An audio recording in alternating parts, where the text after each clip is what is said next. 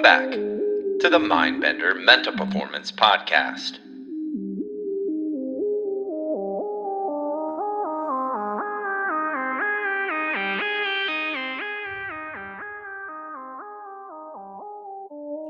We are live from the world's premier live streaming, interactive podcasting and event hosting platform, nofilter.net. You can also catch the live video episodes on nofilter.net YouTube channel. And for the live and interactive show, you can catch that only on nofilter.net. You can also catch the audio versions on Spotify and Apple Podcast. Welcome back to the Mindbender Mental Performance Podcast, the only podcast that former Licey baseball great Enrique Bayrones makes players fuerte en la cabeza. 3 types of days: opening days, dominating days, stacking days. Here we are. The place is here. The time is now. El lugar es aquí. El momento es ahora. Taking it from the clouds to the dirt, where it can grow one episode at a time.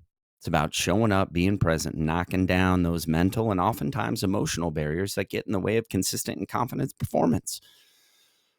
Episode 156 today. Part 4 of our book breakdown of Heads Up Baseball by Ken Ravizza.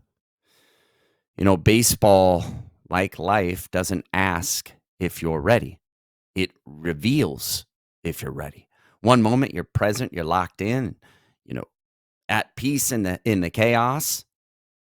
The next you're chasing ghosts of the past pitches and outcomes you can't control. And that is the test, not of talent, but of trust. Not of mechanics, but of mindset. Can you play the game one pitch at a time, mentally and physically?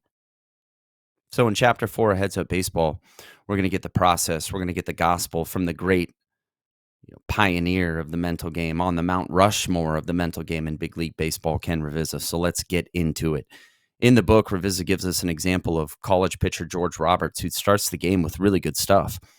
He's attacking the zone. He gets 2 quick outs. Then boom, Oppo Taco pump. He gets rattled, loses composure, walks 2 guys, grooves middle toll houses, and the inning spirals into disaster. You got to pause. Let's pause. Did the home run beat him? No. His reaction to the home run beat him. He played 6 more innings, but mentally he never got out of the first. Let me say that again for everyone. Up in the nosebleeds. It's not what happens to you. It's how you respond. We have very little control over what goes on all around us, but total control on how we choose to respond. We must be in control of ourselves before we can control our performance. What's the process? Self-control, plan, trust. This is the holy trinity of mental performance. Self-control, plan, trust. It's the call to arms for every person and player who wants to compete with freedom and with composure. You have to have self-control. Before you control the game, you better damn well control yourself. So you got to ask yourself, am I in control of myself right now? Not 5 pitches ago, not at last week's showcase, not when your coach benched you. You're not getting ready for the big one. You're getting ready for each one.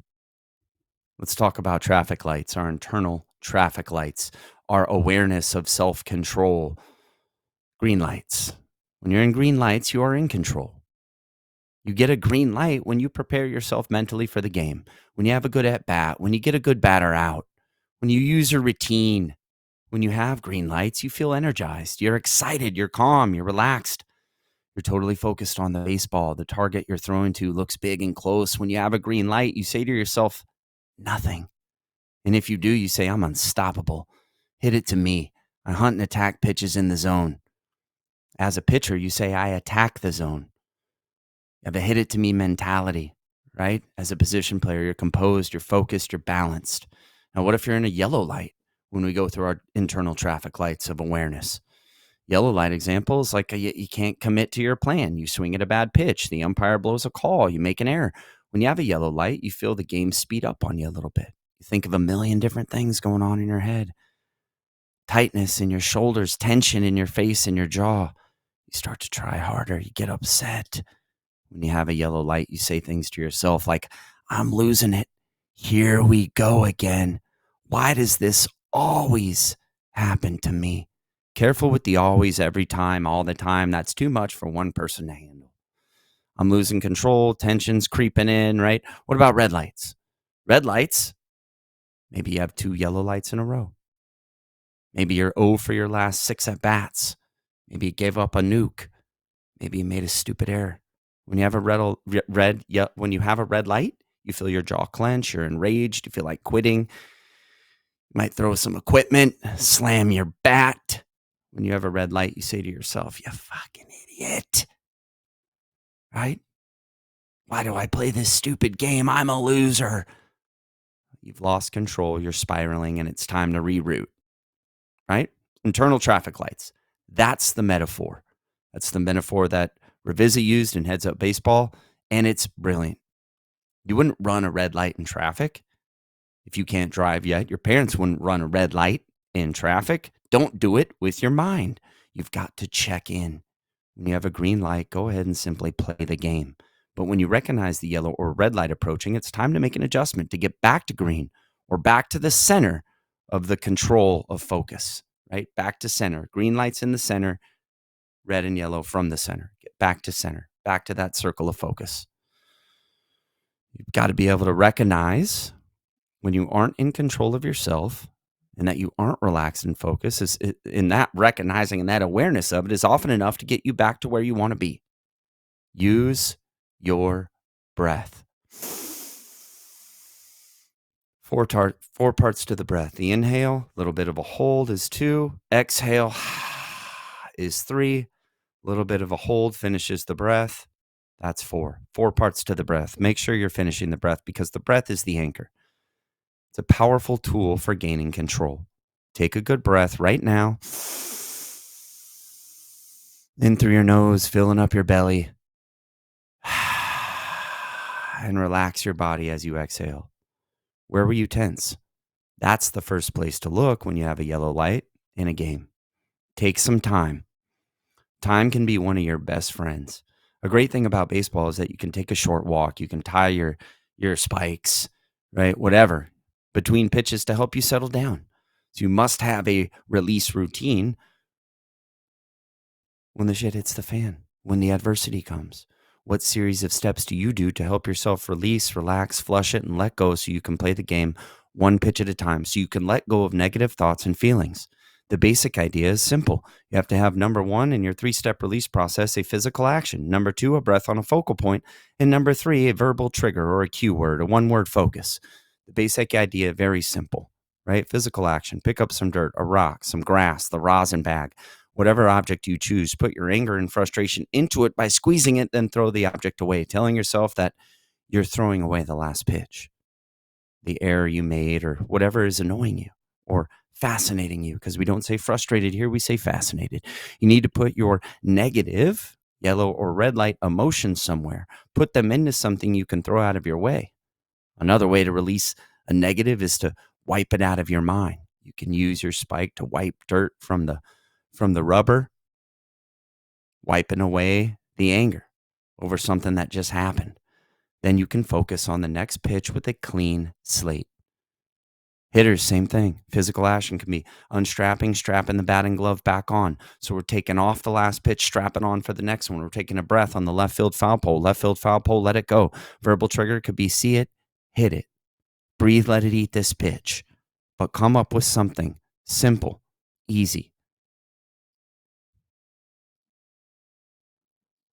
Got to have something you can go to. Got to have something you can go to. You're not a robot. It's okay to be a little bit upset when you make a mistake or, feel like you're not catching a break. But be a fighter, not a victim. That release routine, when you run a red light, that's going to be what saves you. Take your hat off or your glove off, your mask, if you're a catcher, when something goes wrong. When your hat or glove is off, it's your time to be upset.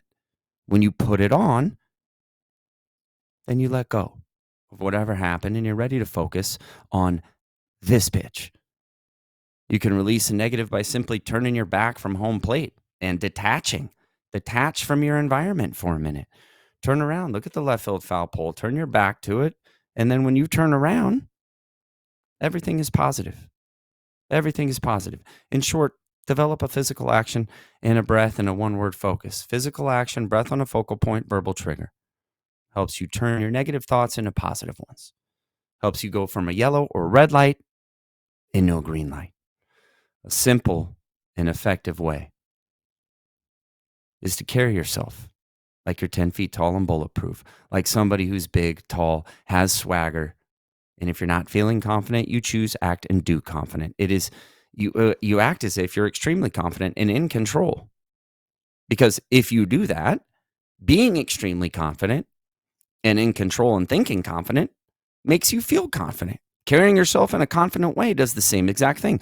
The goal of the mental game is to get to confidence. When you are confident, you trust yourself and you let yourself perform. Instead of trying hard or pressing, it seems like you're on autopilot. Awareness before action. Control before execution. A little bit of stillness before the fire. That's not passivity. That's presence. Oh, I'm being still. I'm being passive. No, you're gaining control, self-awareness, plan, trust. So when you're about to throw the next pitch, are you throwing one ball or are you throwing three? Because if you're dragging the past mistake, the last AB, or bad bullpen, bad, BP into this next pitch, into the game, you're trying to throw three baseballs at once. That doesn't work ever. Once you're aware of where your traffic lights are and get yourself back to green, then you need a plan. You need a mission for each pitch, that moment. Nothing fancy, no 10-step mantra, just clarity and commitment. Pitchers, what's your final TIFF, your thought, image, feel? Right? Do you see the pitch shape? Pitchers, if you've committed to the plan, you and the catcher, you have self-control, you got your pre-pitch breath, your pre-batter breath, your foot's engaged with the rubber. That means green, that you're ready. Now, what is it now? If the call is a fastball low and away, then are you saying fastball low and away? Hitters, are you saying drive the fastball to right center? Position players, are you aware of what is happening? Turn two if I can. If not, get the sure out. The truth is, the wrong pitch thrown with conviction is better than the right pitch thrown with doubt. Your plan is your anchor. Without it, you're floating in emotion and outcome thinking. Your breath and your plan is your anchor.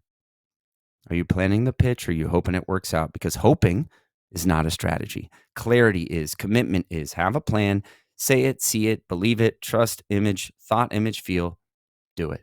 This is where you go from conscious preparation to unconscious performance. You're not searching, you're trusting. The time for searching is over. The pressure is a privilege, and pressure creates diamonds. As my dear friend Charlie Smith would say, once the pressure has created a diamond, now you just go shine. You breathe, you see it, you do it, you let it go. God is in control of the outcomes and the results. You're in control of your preparation, your process, your commitment, your consistency. You are not trying to throw it, you're just throwing it. You're not trying to hit it. You're just seeing it and hitting it.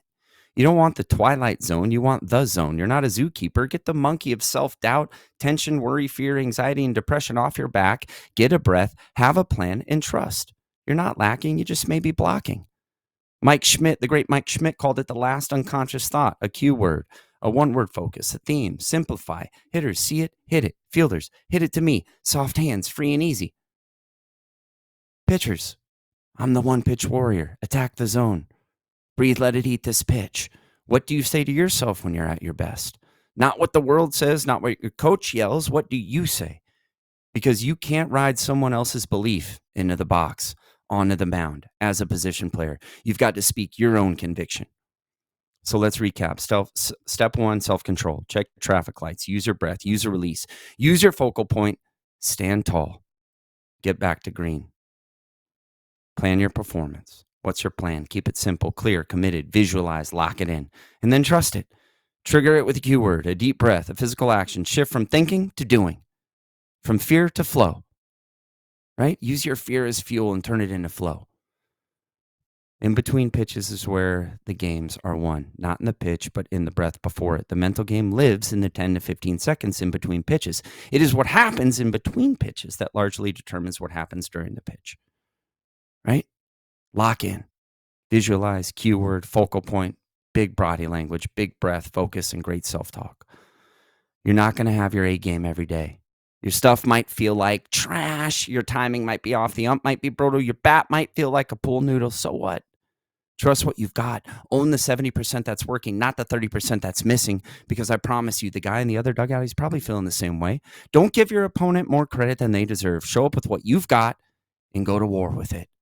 And coaches, give your players this language. Ask them, what was your traffic light? Make them aware of their internal traffic lights, the green, yellow, and the red. What did you do to release that pitch? Did you define the standard of a 3-step release process? What was your plan? How'd you commit to it? How well did you trust it? You're not coaching mechanics. You're coaching decision-making, self-control, conscious planning for unconscious performance, and total empowerment and trust. It's what we do in between pitches that determines what we do during the pitch. Self-control, plan, trust. This is the mental muscle. This is the separator, and the separation's in the preparation, so go prepare. This is what gives you a shot to be free in the box, fluid on the mound, fearless in the field. Whew, got to take a breath. I'm fired up. Sorry about that. No, I'm not sorry. I'm not going to apologize for being super fired up right now. You're not trying to be a monk. You're trying to be a savage with awareness. So play pitch to pitch mentally and physically. Keep showing up to the only moment that matters, this one. On the next Mindbender Mental Performance Podcast, we're going to go part 5, chapter 5 of Heads Up Baseball, making pregame mental preparation routine. Para mis jugadores latinos, más línea, más vida. Hasta el próximo recuerdo, si quieres ser un jugador disciplinado, comprometido y preparado en el futuro. Empiezas esa mierda hoy. Se necesita lo que se necesita y lo mejor está por venir. Until next time, if you want to be a disciplined, committed, and prepared ball player in the future, you start that shit today. It takes what it takes, and if you choose, the best is yet to come. It's one small step for man, one giant leap for mankind.